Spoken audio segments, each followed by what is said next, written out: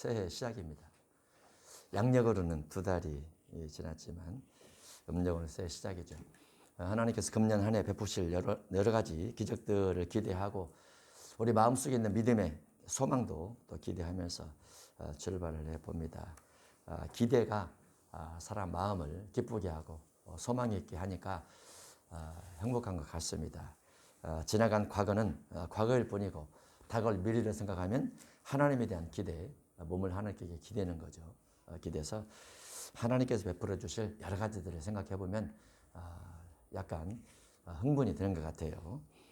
그 믿음들이 실제로 다 이루어지기를 금년 한 해 축복해 봅니다. 본문 요한복음 7장 40절 이하 그리스도 예수님에 대해서 설명이 또 되어 있습니다. 전 세계 인구가 예수님 믿는 사람이 얼마 안 되죠. 5억밖에 안 돼요. 5억, 5.5억. 너무 적죠. 너무 적지 않습니까? 유일하게 부활하신 예수 그리스도 한 분밖에 없는데 부활의 예수님을 믿지 않는다는 것이 너무 신기하지 않습니까? 우리는 믿는 것이 당연하고 안 믿는 사람들 예수 믿는 것이 이상한 거죠. 그죠? 우리가 믿는 예수님 믿는 믿음은 우리가 안에 계신 성령으로 말미암아 믿게 됩니다. 주님을 영접해 성령이 들어오신 성령을 통해서 성경을 하나씩 이해하려고 달려가고 있죠. 예배를 통해서 말씀을 듣고 말씀을 통해서 믿음이 자랍니다. 하나님에 대한 신뢰가 깊어지면서 그분의 전지전능하심을 인해서 또 부유하신 주님을 인해서 믿음으로 기도하고 그분에게 있는 것들을 우리가 요청해서 갖다 씁니다. 왜냐하면 우리는 그분의 자녀이고 어린 자녀죠. 어린 자녀. 그분은 우리의 아버지이시면서 하나님이죠. 하나님이시면서 아버지시죠. 그래서 우리가 초등학교 들어가기 전, 중학교 들어가기 전, 고등학교 들어가기 전, 대학 졸업할 때까지 부모님에게 뭔가 손을 내미는 것처럼 우리는 그런 자녀예요. 그래서 하나님 앞에 끊임없이 요구를 하는 대상입니다. 요구를 하는 대상. 아무리 큰 일을 해도 하나님 보실 때는 언제나 아이죠. 그렇죠. 우리가 나이를 먹어도 부모님이 볼 때는 그래도 여전히 아이인 것처럼 우리가 나이가 60, 70, 80이 돼도 하나님 볼 때는 여전히 아이죠. 그래서 하나님 앞에 끊임없이 우리의 필요성을 요구를 하는 겁니다. 그거를 믿음이라고 하죠. 믿음. 예수 믿는 믿음이 있고 하나님께 구하는 믿음이 있습니다. 그런데 예수 믿는 믿음 속에 예수님이 어떤 분이냐? 예수님이 부활하신 신이시다. 예수님께서 병을 고치셨더라. 예수님께서 적은 음식으로 5,000명 여자와 아이 외에 5,000명을 먹이고 남기셨더라. 예수님께서 무리를 걸으셨더라. 예수님께서 죽은 자를 살리셨고 예수님께서 스스로 죽으신 후에 스스로 3일 만에 부활하셨더라. 그래서 예수님이 신이니까 그분 앞에 어린 내가 끊임없이 기도를 해야 되겠다. 이게 기도죠. 그게 기도예요. 우리 지식이 뛰어나도 하나님에 비하면 너무 작죠. 너무 연약합니다. 우리 재능이 뛰어나도 하나님에 비하면 너무 연약합니다. 우리가 실력, 마음의 자신감, 자만감이 있다 할지라도 하나님에 비하면 너무나 부족하죠. 그래서 기도하는 겁니다. 기도는 하나님과 만나는 통로이고 하나님의 임재를 경험할 수 있는 통로이기도 하니까 늘 기도하면서 예수님에 대한 믿음이 점점 더 커져야 될 줄로 믿습니다. 본문 요한복음 7장 40절 이 말씀을 들은 무리 중에서 어떤 사람은 이 사람이 참으로 그 선지자라 하며 예수님의 말씀을 듣고 예수님은 성경에서 말한 선지자라 이렇게 믿어주는 사람도 있습니다. 믿어주는 사람 예수님을 믿어준다. 당연히 믿어야죠.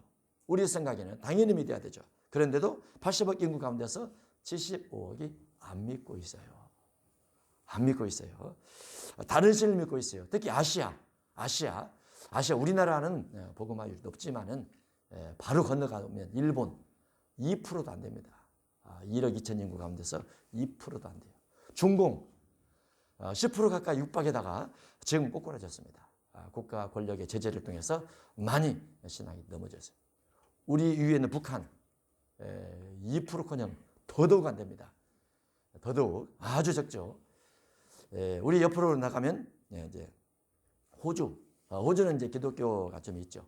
호주는 좀 있습니다. 그러나 베트남 이런 데도 기독교가 아주 적습니다. 인도 더더욱 적죠. 인도도 많은 국가가 기독교 곧 예수 그리스도의 부활을 믿지 않습니다. 믿지 않아요. 그런데 부활하신 예수님을 믿으면 부활하신 예수님께서 2000년 전에 부활하셔서 어디 계실까? 갈보리에서 죽임을 당하시고 거기서 부활하신 다음에 어디 가셨나? 사해바다 위에 계시나? 이웃나라 터키 가서 살고 계시나? 부활하신 다음에 어디로 가셨을까? 예수님은 이 땅에 오시기 전 다시 본인이 계셨던 나라에 가셨죠. 그거를 낙원이라 이렇게 말을 합니다. 셋째 하늘이라 이렇게 말을 하죠. 셋째 하늘이지만은 일곱 눈 일곱 영이 있어 전 세계를 한눈에 바라보시고 우리가 밤하늘에 보는 별들을 모두 다 숫자를 세시고 별들의 이름을 다 하시고 왜냐면 본인이 만드셨으니까 예수님께서 그러면서 우주 만물 만상을 관리하고 계십니다. 그러면서 하나님 보좌 우편에서 죄인들이 죄를 회개를 하면 거기서 아버지에게 죄 회개한 이 성도의 죄를 용서해 주옵소서 하고 대제사장 역할을 하시면서 계세요. 지금도. 그래서 그 씨를 믿는다는 것은 행복한 것이다. 그분이 내게 다가와서 우리에게 다가와서 말을 건네주고 내게 다가와서 보여주시고 그럴 수도 있겠죠. 왜냐하면 살아계시니까. 우리 사람처럼 살아계시니까. 신이지만은 죽었다 살아나셨기 때문에. 그래서 우리가 주님을 친근하게 이렇게 모시고 섬기고 대화를 하고 기도를 하고 그러는 거죠. 우리는 허공에 기도하는 게 아닙니다. 우리는 잘못된 신을 믿고 있는 게 아니에요. 그래서 예수님에 대한 믿음을 말씀을 자꾸 들으면 들을수록 예수님께서 하나님의 아들 그리스도가 맞다라는 부분을 마음속에 확증하게 되죠. 예수님 당시에도 예수님 말씀을 들은 사람들은 예수님이 그 선지자가 맞다 이렇게 믿고 있습니다. 로마서 10장에 보면 믿음이란 무엇이냐? 자꾸 들으면 믿음이 자란다 이렇게 되어 있어요. 자꾸 들으면 무엇을 듣는 거죠? 성경을 듣는 거죠. 성경 말씀을 통해서 예수님이 하나님의 아들이라고 믿는 겁니다. 성경 말씀을 통해서 낮은 믿음이 높은 단계를 향해서 자꾸 올라가는 거죠. 믿음에서 덕으로, 덕에서 지식으로, 지식에서 절제로, 절제에서 인내, 경건, 경제 후에 사랑으로 자꾸 올라가는 겁니다. 젖먹는 신앙에서 어린아이 신앙으로, 어린아이 신앙에서 어른의 신앙으로 옮겨져 가는 겁니다. 신앙이 자꾸 믿음은 들음에서 납니다. 예수님 말씀을 듣고 어떤 사람은 예수님 보고 선지자라 이렇게 고백을 했더라고 말이죠. 마태복음 21장 10절에서도 예수께서 예루살렘에 들어가시니 온 성이 소동하리되 이는 누구냐 하거늘 갈릴리 나사렛에서 나온 선지자 예수라. 온 성이 예루살렘 전체가 예수님을 선지자 정도로는 알고 있었더라고 말이죠. 선지자 정도로는. 선지자 무엇입니까? 하나님의 뜻을 받아서 하나님의 뜻을 그대로 전달하는 자가 선지자입니다. 하나님의 뜻을 받지 않고 자기 뜻을 전달하는 자를 거짓 선지자라고 합니다. 거짓 선지자. 하나님의 뜻을 받아서 하나님의 뜻을 있는 그대로 전달하는 자가 참된 선지자이고 자기 뜻을 전달하는 자를 거짓 선지자라고 말을 하고 예수님은 참 선지자이시죠. 아버지 뜻을 그대로 전달을 하니까. 그러나 예수님에 대해서 어떤 사람은 그리스도라고 하고 어떤 이들은 그리스도가 어찌 갈릴리에서 나오겠느냐 하면서 예수님에 대해서 부정적 관점을 가지고 있는 사람도 있었습니다. 그리스도라고 하면 갈릴리가 아니고 베들레헴에서 나와야 되지 않느냐. 예수님께서 베들레헴에서 태어나시긴 하셨는데 태어나시자마자 바로 애굽으로 도망을 갔습니다. 바로 도망갔어요. 그래서 예수님께서 태어나셨을 때 우리가 해마다 12월 25일 성탄절이 되면 베들레헴 마국간 이런 이야기 많이 하지 않습니까? 예수님께서 베들레헴에서 태어나신 거 맞죠. 그런데 바로 헤롯 왕이 예수님을 2살 이 아이를 다 죽이는 과정에서 하나님의 천사의 지시를 받아서 예수님과 그 가족이 이제 애굽으로 도망을 갑니다. 그러다가 헤롯이 죽고 나서 그 아들이 왕이 되었을 때 이제 다시 올라오게 되죠. 올라오면서 베들레헴이 아닌 나사렛에서 지내게 됩니다. 그래서 유년기를 거기서 보내는 유아기, 유년기를 거기서 성경을 합니다. 그래서 예수님에 대해서 누가 호적을 검색을 해보면 예수님께서 어렸을 때 베들레헴이 아닌 갈릴리, 나사렛 여기에서 성장됐다라고 들으면서 메시아는 반드시 베들레헴에서 태어나야 되는데 베들레헴에서 자라야 되는데 이런 의식을 가지고 있으니까 예수님께서 나사렛 아니야 메시아가 될 수 없어 이렇게 생각을 했더라 그 말이죠. 우리가 여기서 정보라는 것은 굉장히 중요합니다. 사실에 근거한 정보. 우리가 미디어를 어디까지 믿을 것인가? 미디어 누가 쓰죠? 기자가 쓰죠. 기자는 어느 공부를 했고 어느 편에 있는 사람이며 어느 당에 소속한 사람일까요? 거기까지 분석을 하면 좋겠죠. 분석을 안 하죠. 그냥 모든 올라오는 미디어는 다 믿는 경향이 있어요. 안 됩니다. 안 돼요. 우리가 진리를 자꾸 이야기하는 이유는 성경이 왜 진리인가? 성경은 진리이신 성령께서 감동을 주어 썼기 때문에 진리예요. 그러면 성경과 유사한 책들은 진리인가? 진리가 아니에요. 진리는 성경밖에 없어요. 다른 종교의 경전들은 진리인가? 진리가 아니에요. 그쪽에서는 진리라고 말하겠죠. 그쪽에서는. 그래서 끊임없이 어떤 글에 대해서, 어떤 내용에 대해서, 어떤 소문에 대해서 이것이 선인지 이것이 악인지 분석을 계속해야 됩니다. 그렇지 않으면 악을 보고 선이라 말하겠다고 선을 보고 악이라 말할 수 있어요. 예수님 당시에 예수님은 그 당시의 바리새인과 대제사장, 장로, 서기관들에 의해서 악인으로 취급받았어요. 그리고 죽임을 당했어요. 그 시대 마지막 시대도 두 증인이 등장돼서 회개라 외치면서 회개를 주장하면서 이적과 기적을 일으킬 때 많은 사람이 두 증인을 보고 악이라 말할 겁니다. 많은 사람이. 그리고 계시록 12장 13장 시대가 되면 우상숭배 즉 그리스도가 등장이 돼서 하나님의 성전에 앉아 자기를 보여 하나님이라고 말할 때 많은 교회들이 맞아 그분이 메시아야 라고 유대 사회에서 먼저 선포할 거예요. 유대 사회에서 유대인들이 랍비들이 그러면은 많은 기독교인들도 랍비들이 그런다는데 그러면 그분이 맞지? 라고 따라갈 수 있어요. 그러면 그게 신이 됩니까? 안 되죠. 인간은 신이 될 수 없어요. 인간은 왜냐하면 죽기 때문에 인간은. 그런데 대중성을 띠면 그게 맞다? 그게 아닙니다. 그 얘기 보면은 다수 많은 사람이 인정할지라도 악일 수 있고 많지 않은 사람이 인정할지라도 선일 수 있다. 이런 내용이 있어요. 다수에 의해서 절대로 재판하지 말고 법리에 근거를 해서 성경은 성경법이죠. 거기에 근거를 해서 재판할 것을 재판장들에게 말하고 있죠. 그래서 선악의 분별이 가장 어렵습니다. 가장 어려워요. 예, 우리나라는 우리나라 법이 있고 북한은 북한의 법이 있죠. 중국은 중국의 법이 있고 인도는 인도의 법이 있고 각 나라의 법에 맞게 근데 그 나라와 그 나라의 법과 우리나라 법이 충돌할 때 무엇이 선입니까? 우리나라 사람은 우리나라 법을 주장을 하죠. 그 나라 사람은 그 나라 법을 주장을 하죠. 거기에서 정치 권력과 경제 권력과 법리적 논쟁이 합리적이면 그 나라 이기는 거예요.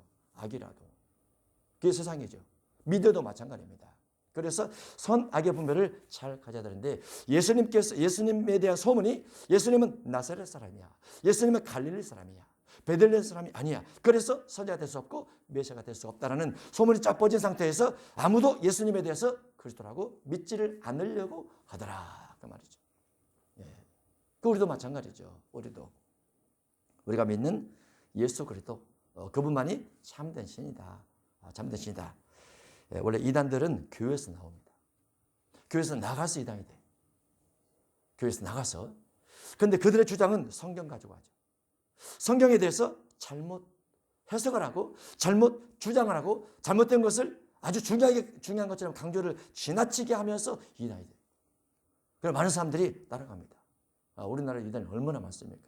50만 가진, 10만 가진, 20만 가진, 30만 가진 굉장히 많죠. 근데 그 안에 기독교인들이 그리로 가요. 왜 그리로 가는 거죠? 성경을 보니까 그것이 맞다 그 말이죠. 그들이 주장하는 그 글이 맞다 그 말이죠. 분별을 못한 거죠. 분별을 못한 거예요. 선악의 분별을.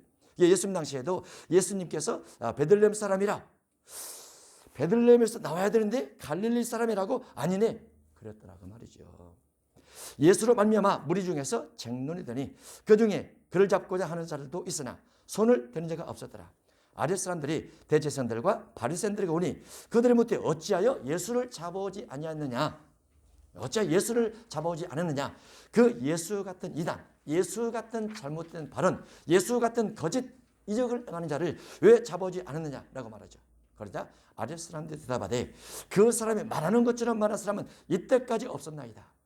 예수처럼 말하는 사람이 없었나이다. 우리가 여러분들, 당신들 앞에도 있었고 당신들의 종으로도 있었고 그동안 많은 공부를 했지만은 그럼에도 불구하고 예수님처럼 말하는 사람은 처음 봤습니다. 대단합니다. 라고 그렇게 말을 하는 거죠. 이제 47절로 가면 바리새인들이 대답하되 너희도 미혹됐느냐 이렇게 말하고 있지만 사실 바리새인들의 아래쪽에 있는 사람들은 예수님의 말씀을 듣고 예수님의 행하는 표적을 보고 야 틀림없네 라고 말해야 되는 거죠. 다만 바리새인들은 예수님에 대해서 지역적으로 사람에 대해서 선입견이 있었던 겁니다. 자기들이 생각하는 메시아는 이런 메시아가 돼야 된다. 자기들이 생각하는 메시아는 이런 적에서 나와야 된다는 선입견, 잘못된 선입견이죠. 그것이 무너지지 않는 한 그들 속에 복음에 들어가기는 어렵죠. 그러나 그들 가운데서도 누구는 믿는 사람이 있게 됩니다.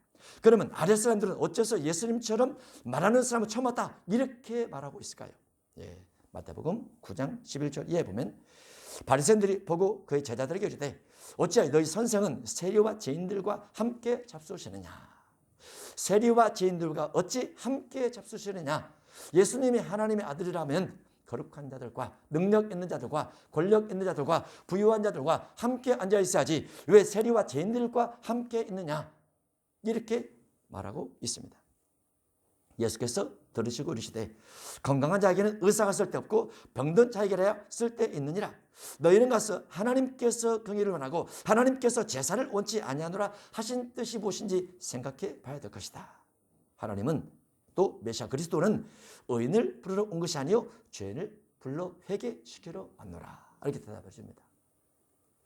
그래서 당시에 바리새인들이 가지고 있는 메시아관, 그리스도관, 신관 이와 같은 부분들이 구약의 근거를 내서 그들은 맞다고 생각하지만은 실제로 구약을 가지고 오셨던 예수님께서 예수님의 관점에서는 메시아관, 그리스도관, 그리스도는 어떤 분이 되어야 되느냐? 어려운 사람들, 힘없는 사람들, 병든 사람들을 세상에서 손가락질을 받는 가난한 사람들을 끌어안는 것이 메시아라고 예수님은 믿음을 가지고 있었던 거예요. 그 신앙의 차이가 큽니다. 신앙의 차이가. 바리새인들이 생각하는 신앙과 예수님의 생각하는 신앙이 달라요. 그럼 바리새인들은 그 당시에 구약을 성경 연구를 많이 했겠고 나름대로 그 당시에 종교적 권력을 가지고 있고 종교적 튼튼한 방어막들이 국가 속에서 있음에도 불구하고 정치인들과 연합해서 있음에도 불구하고 왜 예수님에 대해서 메시아에 대해서 잘못된 신앙을 가지고 있게 되었을까? 이런 부분들은 끊임없이 시대마다 우리에게 과제로 요구가 되어집니다. 우리가 예수님을 어떻게 믿을 것인가? 어떤 예수님을 믿을 것인가에 대해서 마지막 시대는 아마 예수님께서 하나님의 아들로 오셔서 구름 타고 오시지 아니하고 육신으로 오셔서 육신으로 와서 하나님의 성전에 들어가서 자기를 보여 하나님에서 하늘에서 불을 떨어뜨리는 것 보고 메시아다 이렇게 말할 시대가 올 거예요. 계시록 13장 시대에 그런 많은 사람이 추정하면서 맞다 그럴 겁니다. 그러니까 예수님에 대한 구약적 인식과 신학적 인식이 신학적으로 명확하게 정립이 되어 있어요. 그렇지 않으면 예수님에 대한 신앙이 변질되어서 다른 신을 믿고 있는데 예수님 믿고 있는 것처럼 말할 수 있어요. 우리가 우리 인생의 가장 중요한 부분이 신앙입니다. 우리가 가장 많이 생각하고 또 생각을 하고 또 생각해서 바로 믿는 거, 정확히 믿는 거, 제대로 믿는 거 그것이 무엇인가? 이것에 대해서 고민을 해야 될 필요가 있어요. 제가 처음에 교회를 선택을 할 때 불교, 석가와 공자, 유교와 기독교의 예수 어떤 신을 선택할 것인가? 이 고민을 많이 했다고 그랬죠. 고민을 많이 했어요. 책을 다 읽었어요. 불교 경전도 한글을 통째 다 읽고 사서삼경 다 읽고 성경도 읽고 어떤 신을 선택할 것인가? 고민을 많이 했어요. 어느 문제에서 걸렸느냐? 죄 문제에서 걸렸죠. 죄. 내 죄를 누가 해결해 줄 것인가? 불교처럼 산속에 들어가서 해탈을 해야 되겠네. 그럴 용기는 나지 않죠. 힘도 없고 능력도 없고. 힌두교처럼 또 그렇게 될 수도 없고. 또 유교, 죽은 자를 위해서 3년 상을 차려요. 저도 어렸을 때 그랬던 것 같아요. 3년 상, 1년 상인가 했던 것 같아요. 부모에 대해서. 어려운 얘기죠. 그러나 예수님께서 우리 죄를 가지고 가셨다. 그리고 가장 중요한 3일 만에 부활하셨다. 이거를 믿을 수 없지만은 그게 사실이라면 해결은 이거 하나밖에 없네. 그거밖에 없죠. 누가 제 문제를 해결해요? 누가 제 문제를? 그래서 바른 신앙, 정확한 신앙, 제대로 된 신앙이 중요하다. 그분은 부활하셔서 성천하시고 하나님 보좌 우편에 앉아 계시죠. 그 예수님 우리가 믿고 있는 겁니다. 마태오 12장 1절 이하에 당신의 제자들이 안식일에 하지 못할 일을 아나이다. 구약의 가장 유명한 그 율법 두 가지 안식일 제도입니다. 또 한 가지는 할례 제도. 이 두 가지가 중요한 율법인데 예수님의 제자들이 시장에 있어 배가 고파서 길을 지나가다가 이삭을 잘라 먹었어요. 그래서 바리새인들이 왜 제자들이 안식일에 하지 못할 일을 합니까? 라고 말하니까 예수님께서 구약 같으면 또 신약 같으면 같은 마음입니다. 배고픈 자에게 긍휼을 베푸는 것이 마땅치 아니하냐. 그 이삭을 잘라서 포대를 만들어서 담아가는 것도 아니고 쌀가마처럼 크게 만들어서 도둑질을 하듯이 가져가는 것도 아니고 이삭을 잘라 좀 먹은 걸로 인해서 배고픈 자에게 긍휼을 베풀지 않는다면 어떻게 하나님을 믿는 백성이 되겠느냐. 예수님께서 이렇게 대답을 하십니다. 그러면서 예화를 들죠. 하나님의 성전에서 진설병이 나오면 제사장만 먹는 음식인데 다시 배가 고팠을 때 제사장이 그에게 음식을 줬다. 그래도 그게 무죄하지 않느냐. 무죄. 제사장만 먹는 음식이지만은 배고픈 자에게 긍휼을 베풀어 주는 것은 그게 무죄라. 이렇게 말해주고 또 안식일에 성전 안에서 제사장들이 늘 일하지 않느냐. 모든 사람은 일하지 않을지라도 제사장들은 안식일에 성전 안에서 일하는데 배고픈 자가 이삭을 비벼 먹은 걸로 그것이 무슨 죄가 되겠느냐. 이렇게 말해주는 예수님의 대답이 있습니다. 이런 대답들은 예수님께서 누가 예수님을 향해서 질문을 할지라도 예수님은 정확하게 구약에 근거를 해서 신약의 완전율법으로 사랑 중심으로 긍휼 중심으로 화목 중심으로 대답을 다 해주십니다. 그래서 예수님의 논리는 정확하죠. 정확해요. 다만 바리새인과 사두개인들은 예수님에 대해서 자기들의 선입견과 자기들의 지역 감정과 자기들의 메시아관과 다르니까 다른 것을 책잡기 위해서 끊임없이 질문 공격을 하지만 예수님은 정확하게 대답을 해 주십니다. 마태 12장 24절에 바리새인들은 예수님께서 귀신을 쫓아내니까 귀신의 왕 바알세불을 입지 않고는 귀신을 쫓아내지 못한다라고 예수님에 대해서 비난을 합니다. 근데 그 당시에도 바리새인의 아들들도 귀신을 쫓았어요. 그러면 바리새인 아들들은 무엇로 귀신을 쫓느냐? 귀신의 왕을 통해서 쫓는가? 아닙니다. 성령 통해서 쫓습니다. 그럼 예수님은 무엇으로 귀신을 쫓느냐? 예수님도 성령을 통해서 귀신을 쫓습니다. 우리가 귀신을 쫓으면 우리는 무엇을 쫓습니까? 성령을 통해서 쫓습니다. 똑같습니다. 예수님 당시나 지금이나 성령을 통해서 귀신을 쫓아요. 성령을 통해서. 귀신은 분명히 있습니다. 그리고 성령도 분명히 있죠.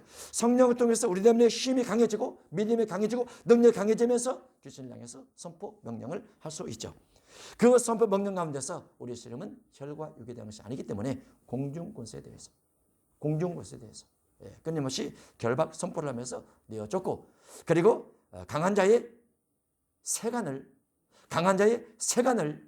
결박해서 강탈해서 또 내어쫓고 이 두 가지가 우리가 늘 해야 될 일이죠. 그러면 사단을 결박해서 이길 수 있습니다.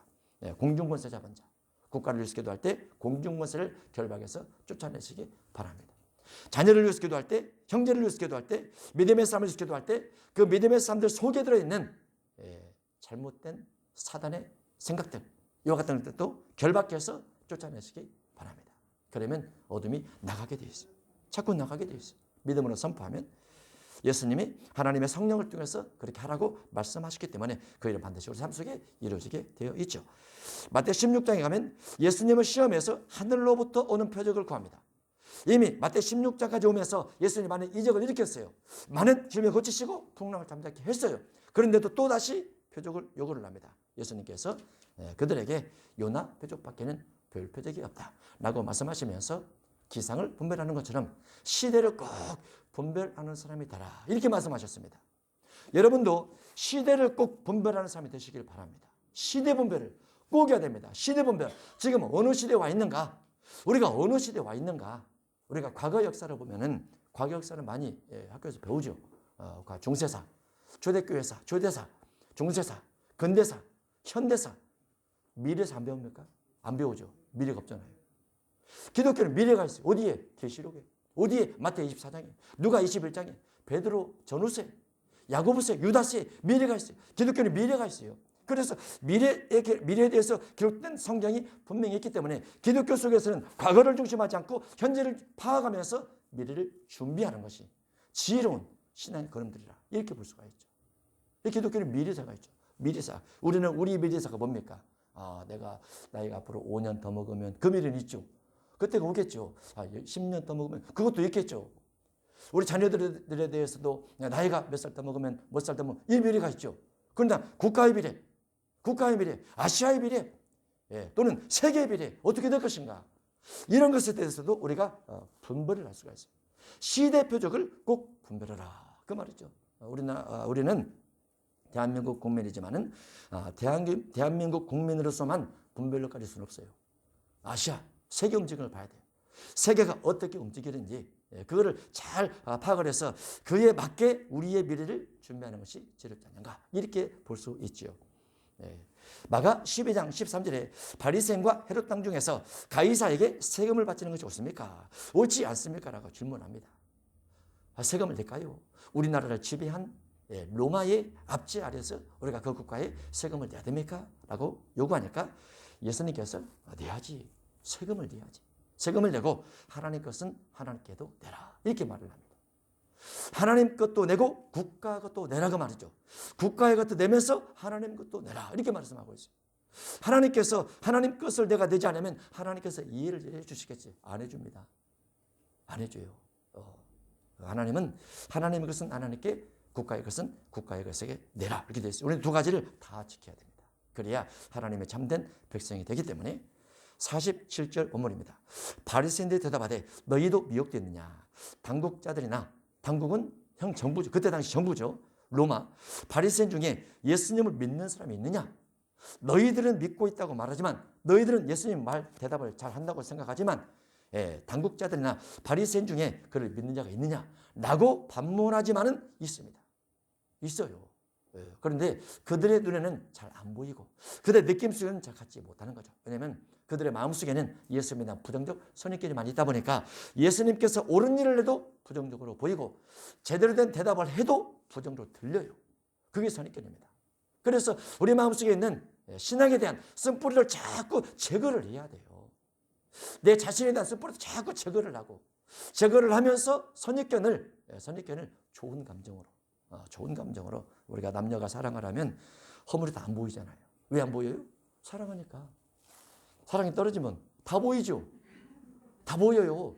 부부도 처음에 별로 안 보여요. 잘못된 것들이 다 이쁘게 보여요. 시간이 지나면 다 미흡게 보여요. 그럴 수가 있어요. 그러니까 선입견을 제거하고 담보를 바꿔 가야 되는 거죠. 예수님 당시에 바리새인 중에서 예수님 믿는 니고데모라는 사람이 있습니다. 니고데모. 밤중에 찾아와서 예수님께 질문을 던지죠. 예수님이 행하는 이적을 보니까 하나님께서 주신 거 아니면 절대로 할 수 없는 이적을 많이 행하십니다. 예수님께서 당돌에게 대답을 하죠. 너 거듭났어? 너 거듭났어? 거듭나지 않으면 하나님 나라 들어갈 수가 없어. 하나님 나라 보이지도 않을 거야. 이렇게 예수님께 대답을 하십니다. 깜짝 놀라죠. 깜짝 놀랍니다. 여러분 마음속에도 하나님의 나라가 보입니까? 보여야 돼요. 하나님 나라가 어디 있는지 보여야 돼요. 마음속에 믿음이 생겨야 돼요. 하나님 나라가 어디 있어? 죽어봐야 알지. 죽은 다음에 늦어요. 살아있을 때 우리의 생각의 의식 속에서 믿음이 다 생겨야 됩니다. 어떻게 믿음이 생깁니까? 성경을 인정하는 거예요. 우리는 우리의 삶이 너무나 바쁘다 보니까 하나님 나라까지 생각할 여력이 없었어요. 너무나 바빠봤자 60년, 70년, 80년, 90년. 바빠봤자 90년이에요. 주님의 나라는 영원하잖아요. 영원하잖아요. 그 영원한 나라를 위해서 우리의 생각들을 그것에 투자를 하는 거예요. 육신을 위해서 90년 투자를 했으면 영혼을 위해서 생각을 투자를 해야 되죠. 그렇죠? 그것이 주님을 믿는 겁니다. 니고데모가 그랬어요. 그가 공부를 많이 한 사람이고 공회원이고 실력과 능력 있는 바리새인 중에 한 사람이지만 예수님께 찾아오니까 예수님께서 너 거듭나야 돼.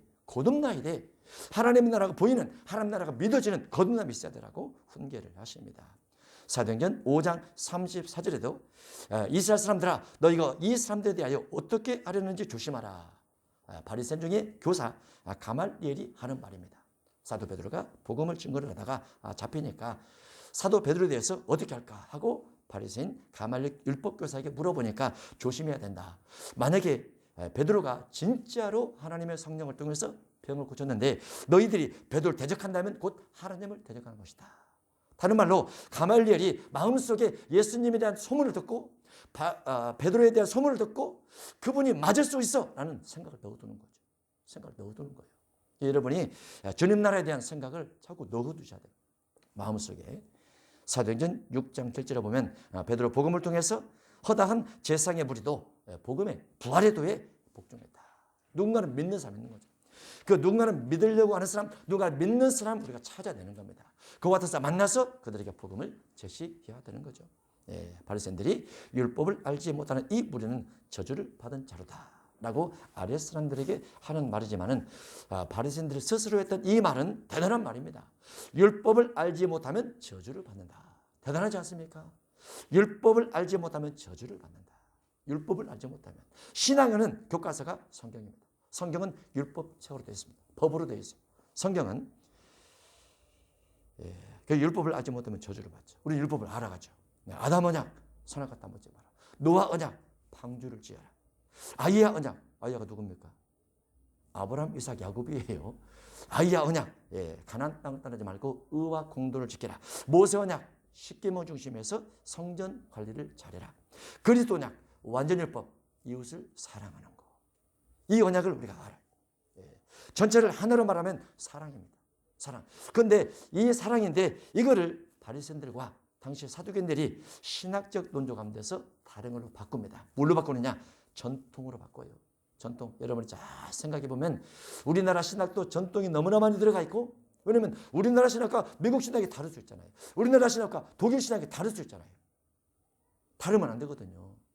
어느 국가를 가더라도 성경이 동일하니까 동일하게 해석이 나와야 되거든요. 동일하게 똑같이 해석이 나와야 돼요. 왜 국가마다 신학이 다르느냐? 성경이 다르느냐? 전통 때문에 그래요. 전통 때문에. 신학자들, 신학교 전통 때문에 그래요. 전통이 신학을 만들고 그 전통에 의해서 성경이 무익화됩니다. 그러면 안 돼요.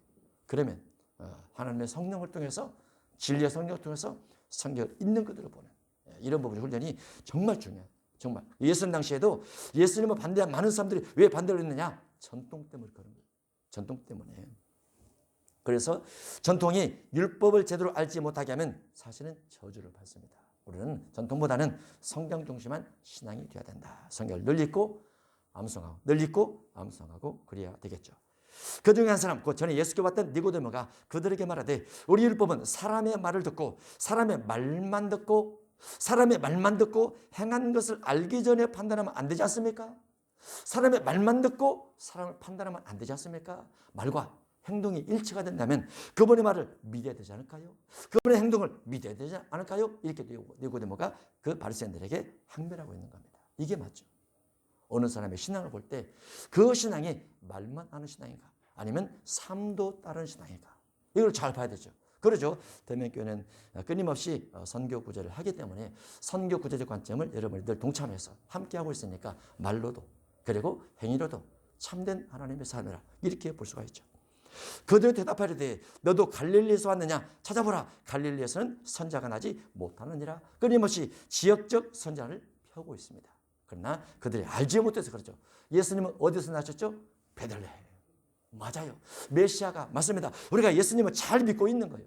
예수님을 제대로 믿고 있는 거예요. 그 믿음을 어떤 환경에서라도 변하지 않고 잘 간직하셔서 영원까지 우리 인생이 나아가는 귀한 축복 여러분들이 되시기를 주 이름으로 축복합니다. 기도하겠습니다. 하나님 아버지, 예수님에 대해서 더 자세히 알아야 됩니다. 어설프게 아는 그들은 예수님은 갈릴리 사람이라서 메시아가 될 수 없다라고 말을 하지만 정확히는 예수님은 베들레헴 사람이고 베들레헴에서 나셔서 하나님의 아들로 가진 이적을 보이시면서 말과 행위가 일치된 삶을 사셨던 메시아 틀림없습니다. 우리가 예수님을 죽을 때까지 믿고 죽은 후에도 여전히 믿고 있어야 됩니다. 왜냐하면 부활하셨기 때문에 그렇습니다. 그 부활의 능력과 권세가 우리 속에 가득해서 우리가 평생을 살아가면서 부활의 능력과 권세로 죽어버릴 것 같은 많은 것들을 예수님 이름으로 선포하면서 제거하게 하시고 부활에 참여할 수 있는 우리 모두가 될 수 있도록 축복해 주옵소서. 예수님 이름으로 기도합나이다. 아멘.